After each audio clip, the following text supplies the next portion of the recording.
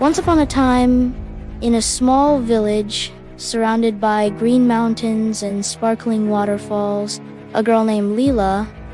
She had eyes that twinkled like stars and was known for her endless curiosity. Lila loved exploring the forest behind her house, always looking for something new and mysterious to add to your collection of shiny stones. One day, alongside his best friends, Tommy, Mimpy, and Zuzu, Lila found something extraordinary. Tommy was an inventive genius, always carrying a belt full of tools. Mimpy, a talking raccoon, was the hungriest and most fun of the group, always thinking he was the leader. Zuzu, a little bird with feathers that glowed in the dark, was the smartest and bravest. As they walked through the forest, Lila spotted something unusual in a beam of sunlight. It was a smooth, shiny stone with a light of its own that seemed to pulse like a heart. "This is unbelievable," Lila said, picking up the stone carefully. "I've never seen anything like this before." "Let me see," exclaimed Tommy, adjusting his glasses. He examined the stone for a moment before declaring, "I don't think this is just a rock. It looks like magic." Mimpy tried to take a bite out of the rock, but Zuzu quickly flew over to chase him away. "Hey, that's not food. Silly raccoon," he chirped. Suddenly, the stone began to glow more brightly. Before they could understand what was happening, the ground beneath them disappeared, and everyone was pulled into the sky in a swirl of colored lights. When they opened their eyes, they were in an incredible place. There were islands floating in the air, connected by cloud bridges. The sky was a moving rainbow, and everything around seemed full of life and magic. They had arrived at the floating kingdom. In the center of the kingdom, there was a volcano that did not spit lava, but rather colorful, bubbling jelly. It was so big that it blocked the path to the next island. To cross, they needed to step on floating stones that were scattered across the jelly river. However, a sign warned, "Solve the riddle or sink into the jelly."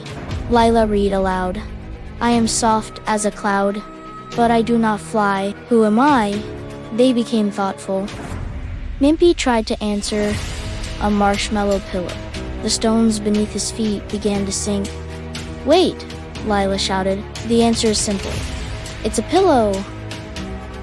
As soon as she said this, the stone settled again, and they managed to cross safely. But the volcano had another surprise. It began to spout jelly like a fountain, blocking the exit. Tommy pulled out one of his tools and built a contraption that redirected the gelatin into a tunnel next door. The contraption worked perfectly, and the way was clear. After the volcano, they came to a deep canyon. However, a sign read, "Sing with me for the bridge to appear." Zuzu, with his melodious voice, tried to sing alone. Nothing happened. Tommy adjusted his tool belt and suggested, "Maybe we need to sing together." The four began to sing a happy song. Mimpy was out of tune, but Zuzu made up for it with her crystal clear voice. Slowly, a rainbow bridge began to form, arch by arch, until it spanned the entire gorge. "It worked," Lila shouted. They crossed the bridge safely, singing happily. However, halfway across the bridge, a strong wind threatened to blow them over. Zuzu quickly flew to find a more stable wind current and indicated the safe path for his friends to cross. United, they held onto each other and crossed the bridge unharmed. When they reached the other side, they met a pirate with a big hat called Captain Pingo. He was shaking with fear. "What's wrong?" Tommy asked. "I have a map that leads to the Crystal of Eternal Radiance, but I can't deliver it because I'm afraid of heights," said the pirate, pointing to a narrow path that led to a floating castle. Tommy had an idea. He used scrap metal he found along the way to build a flying cart. When he was finished, Mimpy helped the pirate into the cart and promised to hold his hand the whole time. "Now you can get to the castle without looking down," Tommy assured. The pirate thanked them emotionally and took them to the castle. On the way, he told funny stories about his adventures. making everyone laugh and forget about the danger. Inside the castle, there was a room full of magic mirrors. Each mirror showed something different, confusing the path to the crystal of eternal radiance. They knew that only one reflection was true. "Zuzu, can you help us?" asked Lila. Zuzu flew and illuminated each mirror with her special glow. Finally, one of the mirrors reflected the crystal perfectly. "That's the one," shouted Zuzu. Lila took the crystal and placed it back on a pedestal in the center of the room.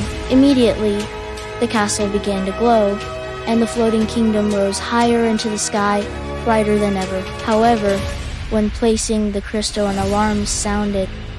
A giant stone guardian appeared, thinking they were intruders. Tommy quickly explained, "We're here to help.